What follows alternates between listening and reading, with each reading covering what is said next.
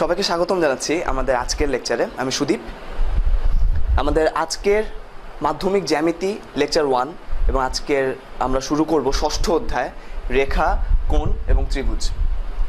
আজকের লেকচারে আমরা মূলত আলোচনা করব তল, রেখা, ঘনবস্তু এবং ত্রিমাত্রিক, দ্বিমাত্রিক এবং একমাত্রিক বস্তু নিয়ে।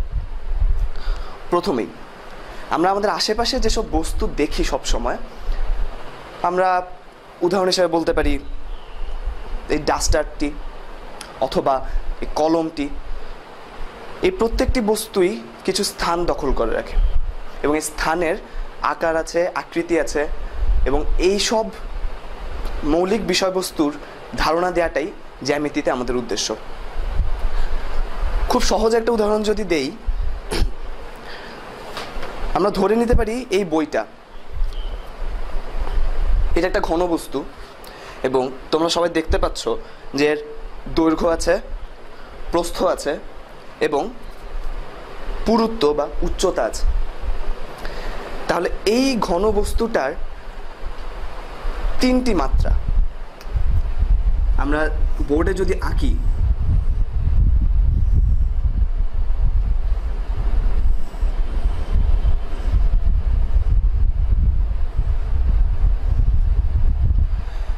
তাহলে আমরা দেখতে পাচ্ছি এর দৈর্ঘ্য আছে, প্রস্থ এবং উচ্চতা। এই তিনটিকে বলা হচ্ছে এক একটি মাত্রা এবং এই বস্তুটিকে আমরা বলছি ত্রিমাত্রিক, কারণ এর তিনটি মাত্রা।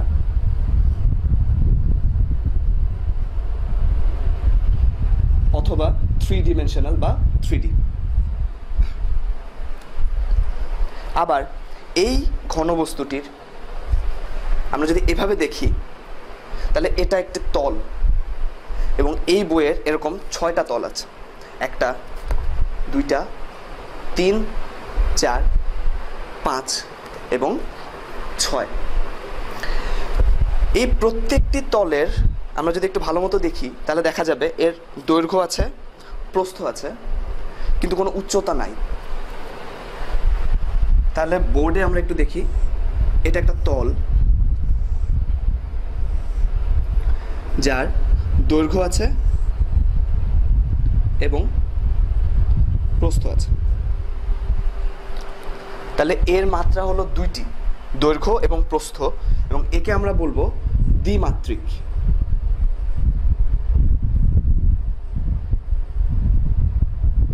অথবা 2 dimensional বা 2D।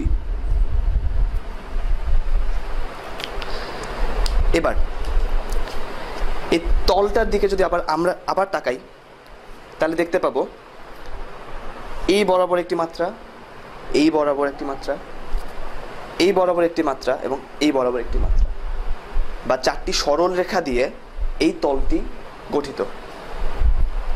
তাহলে বোর্ডে আমরা আবার দেখি, এরকম 4টি সরল রেখা দিয়ে এই তলটাকে আমরা ব্যাখ্যা করছি, 1, 2, 3 এবং 4টা। তাহলে এই সরল রেখার দৈর্ঘ্য আছে, প্রস্থ বা উচ্চতা কোনোটাই নাই। তাহলে একে বলা হচ্ছে একমাত্রিক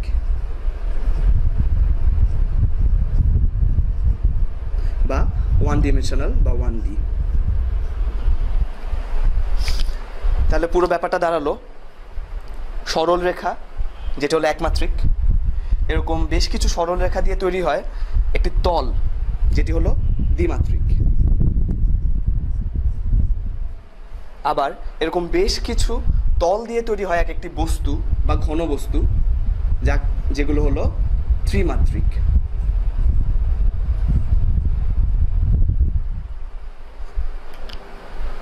এবার সরল রেখা, আমরা একটু সরল রেখা বিষয়ে একটু আলোচনা করব।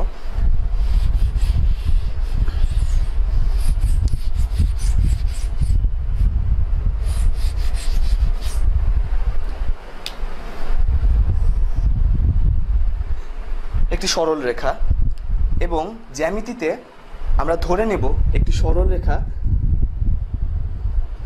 এই দিকে অসীম থেকে শুরু হবে এবং এই দিকে অসীম পর্যন্ত এটি চলতে থাকবে। মানে এর কোনো শুরুর বিন্দু নাই এবং এর কোনো শেষের বিন্দু নাই।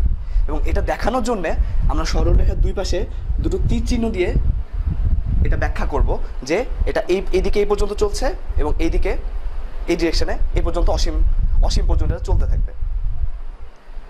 তাহলে প্রশ্নটা হলো, এই সরলরেখা দিয়ে আমরা কিভাবে জ্যামিতিক মানে তল বা ঘনবস্তু ব্যাখ্যা করব যেটা অসীম পর্যন্ত চলছে?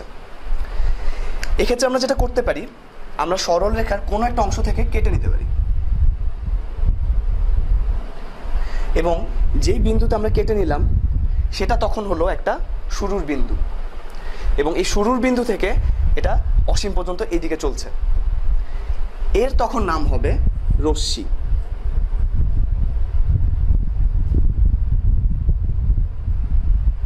তাহলে রশ্মির বৈশিষ্ট্য হলো এটি যে কোনো একটি নির্দিষ্ট বিন্দু থেকে শুরু হবে এবং যে কোনো এক ডিরেকশনে অসীম পর্যন্ত চলতে থাকবে। কিন্তু এই রশ্মি ব্যবহার করেও আমাদের তল বা ঘনবস্তু ব্যাখ্যা করা একটু কঠিন হয়ে যাচ্ছে। এই জন্য আমরা যেটা করতে পারি, আমরা এই ডিরেকশনেও আরেকবার কেটে দিতে পারি এবং এই অংশটা বাদ দিয়ে দিলাম।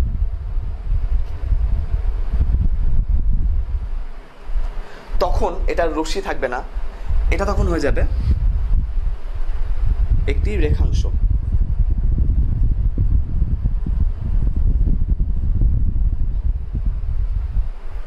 তাহলে রেখাংশের বৈশিষ্ট্য হলো এর একটি শুরুর বিন্দু আছে এবং এর একটি শেষের বিন্দু আছে এবং এর দৈর্ঘ্য,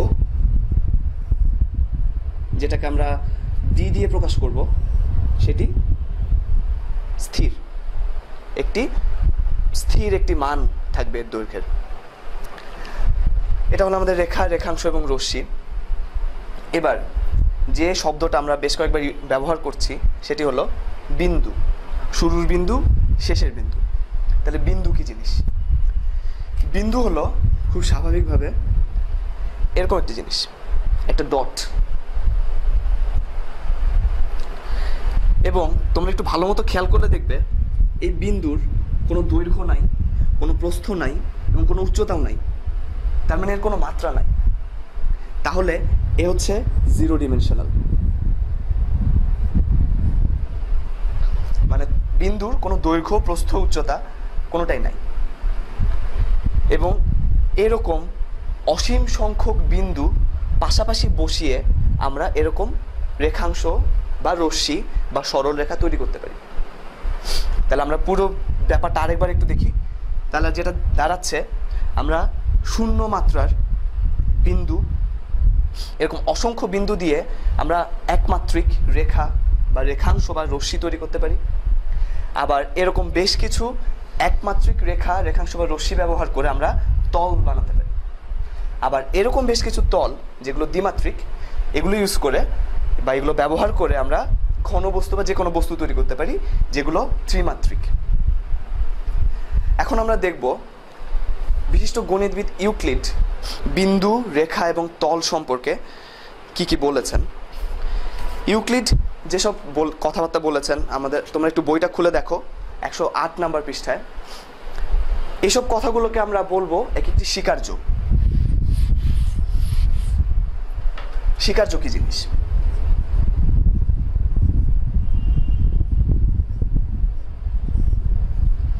স্বীকার্য হলো সেসব কথাবার্তা যেগুলো কোনো রকম প্রমাণ ছাড়াই আমরা মেনে নিব। একটা যে কোনো বিষয় সম্পর্কে আলোচনার জন্য আমাদের এরকম কিছু জিনিস মেনে নেওয়া লাগবে, যেগুলো ব্যবহার করে আমরা পরবর্তীতে আরও কঠিন বা আরও উন্নত কোনো জিনিসপত্র প্রমাণ করব। এবং ইউক্লিড যেসব স্বীকার্য দিয়েছেন তোমরা একটু বইতে দেখো।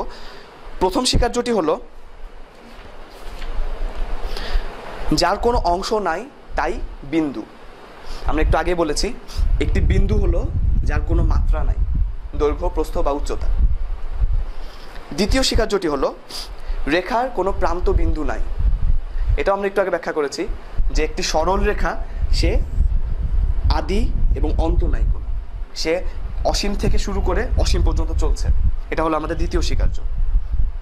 তৃতীয় স্বীকার্য যার কেবল দৈর্ঘ্য আছে কিন্তু প্রস্থ উচ্চতা নাই তাই রেখা। এটা আমরা একটু আগে বলেছি যে রেখার শুধুমাত্র দৈর্ঘ্য থাকে, প্রস্থ বা উচ্চতা কোনোটাই থাকে না, এই জন্য রেখা হলো একমাত্রিক। চতুর্থ স্বীকার্য, যে রেখার উপস্থিত বিন্দুগুলো একই বরাবরে থাকে তাই সরল রেখা। তাহলে সরল রেখা কি জিনিস? আমরা এরকম অসংখ্য বিন্দু যদি নেই এবং এই বিন্দুগুলো যদি আমরা যোগ করি,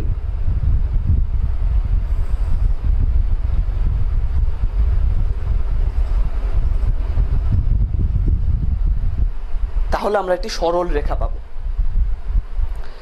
এবং কোনো রেখার উপস্থিত বিন্দুগুলো যদি একই বরাবরে থাকে, অর্থাৎ তারা যদি একই তলের উপর এবং একই সিকোয়েন্স মেনটেন করে চলে, তাহলে আমরা বলবো যে এরা একটি সরল রেখার উপর আছে। বিপরীতভাবে আমরা একটি বক্ররেখা দেখতে পারি। এটা একটি বক্ররেখা, এর মধ্যে অনেক অসংখ্য বিন্দু আছে, কিন্তু বিন্দুগুলো একই বরাবরে নাই। এই বিন্দুটি এবং এই বিন্দুটি হয়তো একই বরাবরে আছে, কিন্তু বাকি বিন্দুগুলো সবগুলো একই বরাবরে নাই, এক এক ডিরেকশনে বা এক এক দিকে আছে। এদেরকে যোগ করে যে রেখাটা পেলাম সেটা হলো বক্ররেখা, এবং উপরে যেটা পেলাম সেটা হচ্ছে একটি সরল রেখা। আমরা পঞ্চম স্বীকার্যতে যাই। যার কেবল দৈর্ঘ্য প্রস্থ আছে তাই তল। তাহলে আমরা তলের যে সংজ্ঞা দিয়েছি সেখানে আমরা দেখেছি যে তল হলো যার শুধুমাত্র দৈর্ঘ্য এবং প্রস্থ আছে, উচ্চতা নাই, এবং সেজন্য আমরা তলের নাম দিয়েছিলাম দ্বিমাত্রিক।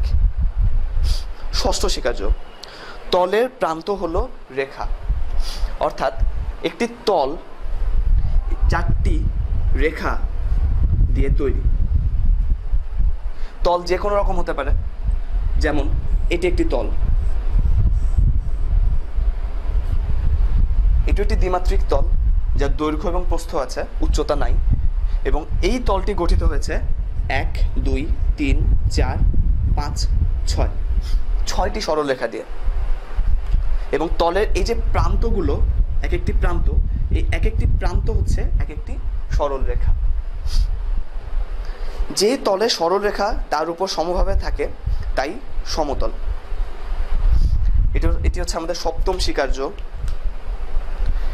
কোনো একটি তলের যে প্রান্তগুলো, এগুলো যদি তলের উপর সমভাবে থাকে তাহলে তাকে বলা হচ্ছে সমতল। উদাহরণস্বরূপ আমরা একটা বক্রতল যদি দেখি, এটি একটি বক্রতল। এর যে একটি প্রান্ত আছে যেটি একটি সরল রেখা এবং অন্য প্রান্তটি একটি বক্ররেখা, সুতরাং এটি একটি বক্রতল। কিন্তু এখানে আমরা দেখি এর প্রান্তগুলো প্রত্যেকটি এক একটি সরল রেখা, তাহলে এই তলটি হচ্ছে একটি সমতল, কেননা এর প্রান্তগুলো প্রত্যেকে সরল রেখা। এই হলো ইউক্লিডের স্বীকার্য, এবং এই স্বীকার্যগুলো ব্যবহার করে আমরা পরবর্তীতে জ্যামিতির আরও ভেতরের আরও কঠিন জিনিসগুলো প্রমাণ করব এই স্বীকার্যগুলো ব্যবহার করে। আমাদের আজকের লেকচার এখানেই শেষ হলো। সবাইকে ধন্যবাদ আমাদের সাথে থাকার জন্য, এবং আশা করব আমাদের পরবর্তী লেকচারেও আপনারা থাকবেন আমাদের সাথে। ধন্যবাদ।